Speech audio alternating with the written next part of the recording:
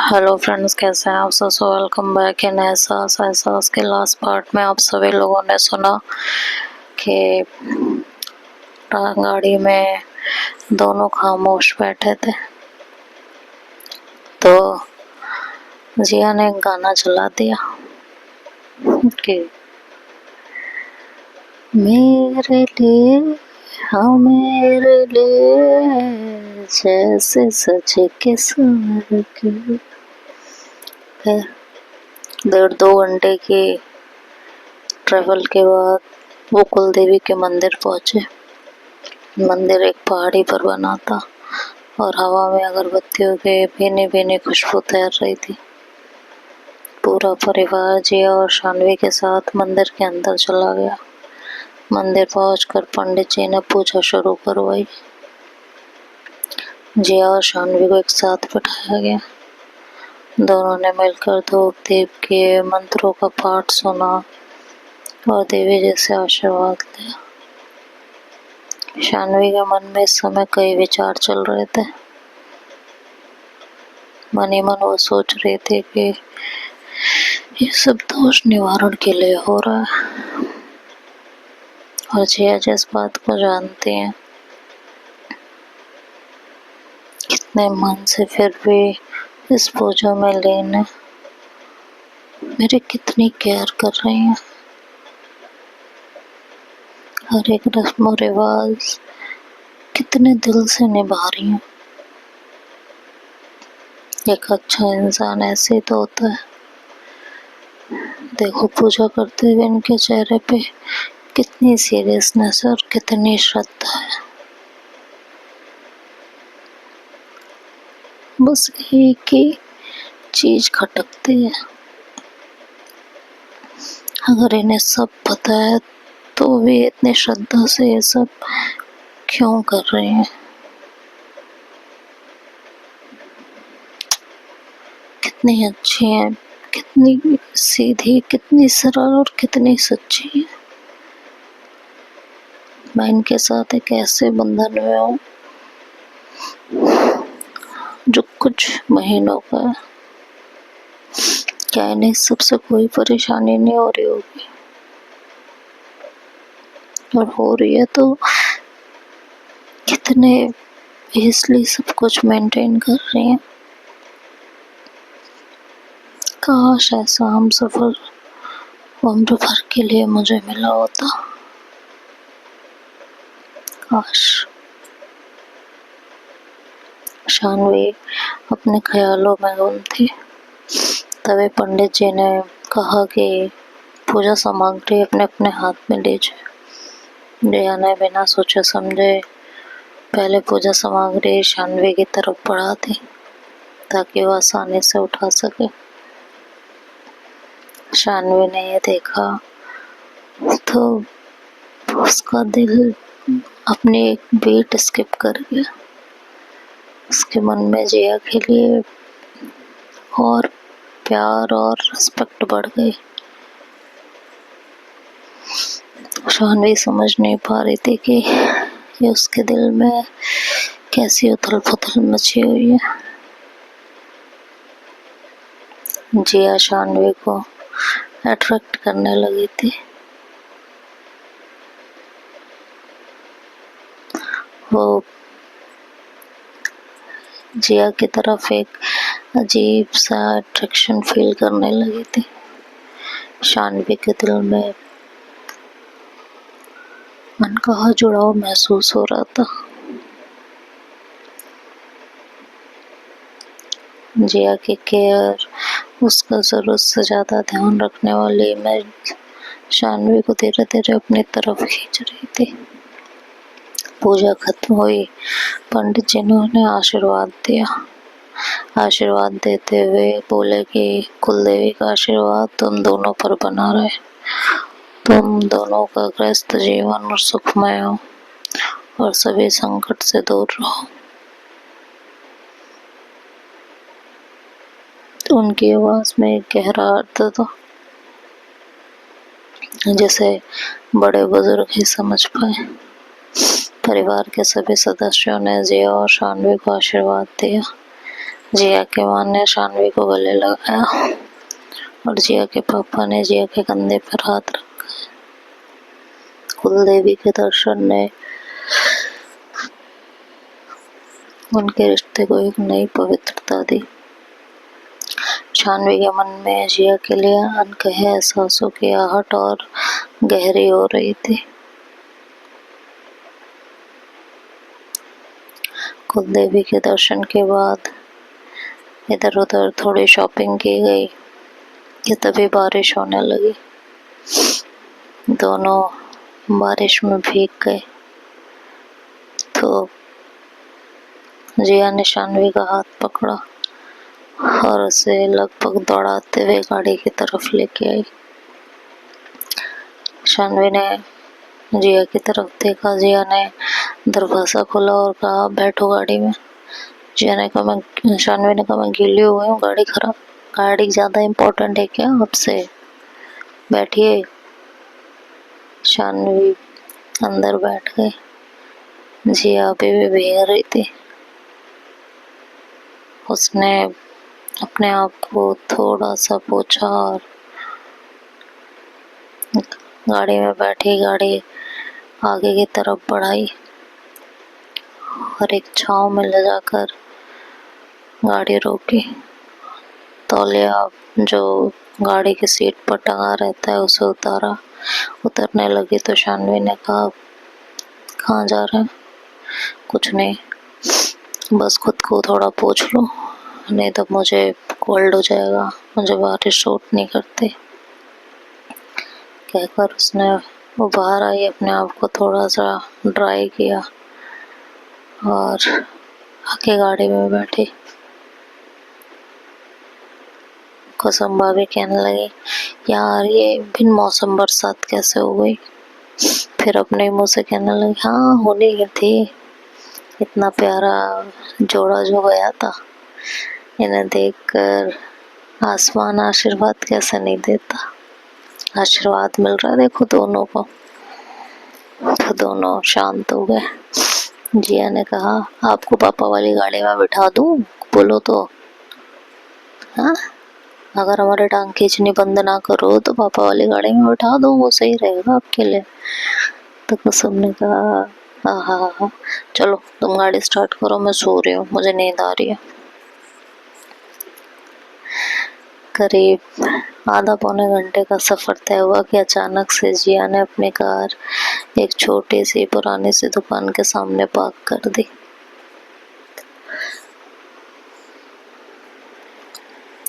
वहां पे पार्क करने के बाद कुसुम भाभी की आँख खुली क्योंकि झटके से गाड़ी पार्क की। तो उन्होंने कहा, क्या हुआ, सब ठीक है ना? तो उन्होंने कहा, हाँ सब ठीक है। तो गाड़ी ऐसे क्यों पार्क की, क्या हुआ जिया? जिया ने कहा, अभी आई। शानवी ने भी जिया की तरफ देखा। जिया ने उसे आंखों से इशारा किया कि अभी आई और वो कार से उतरी और थोड़ी दूर पर बनी हुई दुकान के अंदर चली गई। कुछ ही पलों में वापस लौटी तो उसके हाथों में दोनों में 2 गरम प्याज की कचौड़ियाँ थी। सबसे पहले उसने एक दोनों को सुन भाभी की तरफ बढ़ाया। भाभी लीजिए, इतनी सुबह से निकले हैं, कुछ खाया भी नहीं है, भूख लगी होगी। उन्होंने मुस्कुराते हुए लिया और कहा, अरे वाह क्या बात है, ये तो बहुत सही रहा, भूख सच में लगी थी। लगी थी तो बोलना था ना, चुपचाप बैठी हो यहाँ। फिर जिया की नजर शानवी पर पड़ी। उसने कचौड़ियों वाला दूसरा दोना शानवी की तरफ बढ़ाया। शानवी ने देखा कि जिया उसकी कितनी फिक्र कर रही है, कितनी चिंता कर रही है। शानवी ने फिर भी धीरे से सर हिला दिया कि उसे नहीं चाहिए। उसके अंदर अभी भी झिझक थी। सुबह से कुछ नहीं खाया था पर उसे भाभी और जिया के सामने खाने में थोड़ा अनकंफर्टेबल लग रहा था इस तरह। तो भाभी ने कहा, खा लो, खाना घर जाके पता नहीं कब मिलेगा, खा लो जल्दी से। जिया ने शानवी के इनकार को देखा। उसने गौर किया कि शानवी सुबह से ही कुछ शांत थी। और अपने दुपट्टे को उंगलियों में मरोड़ रही थी।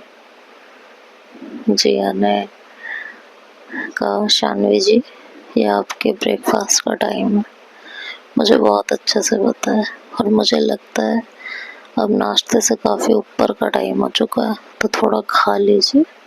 मुझे पता है आपको भूख लगी है, मुझे दिख रहा है जिस तरह से आप अपने दुपट्टे को हाथों में मरोड़ रही हैं ना, थोड़ी देर बाद तो आप दुपट्टा ही खा जाएंगी। इससे अच्छा ये गरम गरम कचौरी खा लीजिए, और यहाँ की कचौरी बहुत फेमस होती है। जिया की आवाज़ सुनकर शानवी शर्म से झेप गई थी, उसके गालों पर तेज लाली छा गई थी। उसे हैरानी हुई कि जिया ने इतनी छोटी सी बात भी कैसे गौर कर ली थी। वो और ज़्यादा शर्मा गई। उसने अपनी नज़रें नीची कर ली। जिया ने शानवी की हिचकिचाहट को महसूस किया। उसने मन ही मन सोचा, ये ऐसे तो नहीं लेंगी। तो उसने शानवी का हाथ धीरे से पकड़ा और बहुत ही प्यार और अधिकार के साथ कचौड़ी वाला दोना उनके हाथ में रख दिया। जिया के स्पर्श से शानवी का हाथ कांप गया था। एक बिजली सी उसके शरीर में दौड़ गई। यह सिर्फ दोना पकड़ाना भर नहीं था, बल्कि उसमें एक अनकही गर्माहट थी। जिया की केयर और डीप कनेक्शन का एहसास था। शानवी का दिल तेजी से धड़कने लगा था। उसने जिया की तरफ देखा, दोनों की आंखें मिली। जिया के चेहरे पर एक शांत आश्वस्त मुस्कान थी। शानवी ने शर्म से फिर नजरें झुकाई, लेकिन उसके मन में जिया के लिए भावनाओं का एक नया तूफान उमड़ पड़ा था। जिया के कार में बैठे तो शानवी ने कहा, आप कुछ नहीं खाएंगे? उन्होंने कहा, खाएंगे, क्यों नहीं खाएंगे, मेरे लिए चाय आ रही है, चाय पीऊंगी। भीग चुकी हूँ, हल्की हल्की ठंड सी लग रही है, तो गरम गरम चाय पीऊंगी, बस चाय। आपने भी तो तब से कुछ नहीं खाया, जब से हम लोगों ने नहीं खाया, तो कुछ खा लीजिए।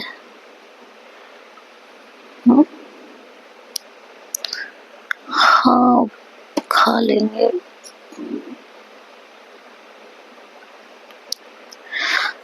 अरे खा लीजिए जी। तभी उसकी चाय आ गई। उसने चाय पी। चाय पीने के बाद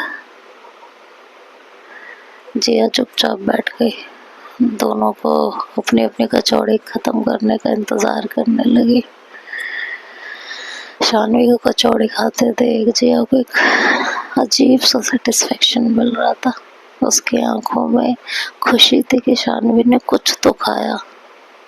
उसने अपने फोन में कुछ देखना स्टार्ट कर दिया, लेकिन नजरें बार बार शानवी पर चली जाती। कुसुम भाभी बीच में कुछ न कुछ बोले जा रही थी, लेकिन जिया और शानवी के बीच एक अजीब सी खामोशी थी, जो सिर्फ उन्हीं दोनों को महसूस हो रहे थे। शानवी जिया को चोरी छुपे देख लेती। ये सब बिल्कुल नया था। शानवी मन ही मन सोच रही थी कि इतनी आसानी से बिना किसी दिखावे के इस तरह की परवाह मेरी कभी किसी ने नहीं की। क्या हो रहा है मुझे? इतना अट्रैक्शन, ये एहसास मुझे इतना अच्छा क्यों लग रहा है? खैर, कचौड़ी खत्म हुई तो शानवी ने जिया की तरफ देखा। उसने कहा, चले। तो जिया ने पानी की बोतल शानवी की तरफ बढ़ा दी। उसने पानी पिया और धीरे से कहा, थैंक यू। शानवी ने भी बस नजरें पलके झपकाई और गाड़ी स्टार्ट कर दी। थोड़ी देर गाड़ी चलने लगी तो अब खाने की वजह से और रात की थकान की वजह से शानवी की पलकें झपकने लगी। वो धीरे धीरे नींद के आगोश में जाने लगी और उसका सर बार बार जिया के कंधे पे आ गिरता, तो वो खुद को थोड़ा संभाल के सीधा होके बैठ जाती। जब दोबारा उसका सर जिया के कंधे पर गिरा तो जिया ने अपने आप को थोड़ा सा शानवी की तरफ और कर दिया, जिससे वो सही से अपना सर रख सके। और शानवी भी नींद में होने के कारण उसने अपना सर इस बार नहीं हटाया था। और पीछे कुसुम भाभी भी नींद की आगोश में थी। अब गाड़ी सिर्फ जिया ड्राइव कर रही थी अकेले, बाकी दोनों सो रहे थे। खैर थोड़ी देर बाद कार फार्म हाउस पहुंच चुकी थी। जिया ने शानवी की तरफ देखा। गार्ड फार्म हाउस पे भी बारिश हो रही थी। उसने जो शानवी की तरफ बड़े ध्यान से देखा और कहा, शानवी जी, शानवी जी। तो शानवी जी हल्की सी खुनखुनाई और कहने लगी, पहुंच गए हम फार्म हाउस पे। तो शानवी ने झटके से आँख खोली। उसे महसूस हुआ कि उसने अपना सर जिया के कंधे पर रखा हुआ है। वो झटके से सीधी होके बैठ गई। जैसे ही वो सीधी हुई, जिया ने अपने कंधों को हल्का सा इधर उधर स्ट्रेच करके ठीक किया। शानवी ने जिया की तरफ देखा और कहा, सॉरी, नींद में पता नहीं चला। जिया ने कहा, इट्स ओके, क्या हो गया फिर, अब तो जीवन भर का साथ है, साथ ही रहना है। ये चीजें तो होती रहेंगी। फिर उसने कुसुम भाभी की तरफ देखा और कहा, मैडम उठ जाइए, अंदर चले। वो भी उठी। उन्होंने कहा, हाय, पहुंच गए, अब जाके सोऊंगी मैं। थकान अभी भी थी, पर कुलदेवी के दर्शन और रास्ते में मिले छोटी छोटी खुशियों ने सबका मूड हल्का कर दिया था। फार्म हाउस में पहुंचते ही सबने थोड़ी देर आराम करने का फैसला किया। जैसे ही सब अंदर गए, स्नेहा जाग चुकी थी। आरुषि, अवंतिका सब डाइनिंग टेबल पर नाश्ता लगाए बैठी हुई थी और इंतजार कर रही थी। तभी अवंतिका ने शरारत में एक सॉन्ग चला दिया। दोनों भीगे हुए अंदर आ रहे थे।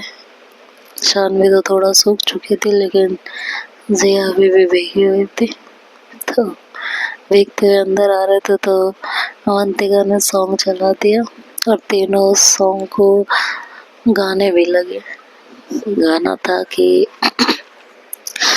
कुछ बातें हो चुकी है, कुछ बातें अभी है बाकी, बौछार एक पड़ी है, बरसातें अभी है बाकी, खुल के नाचने को बेकल मन का मयूरा है।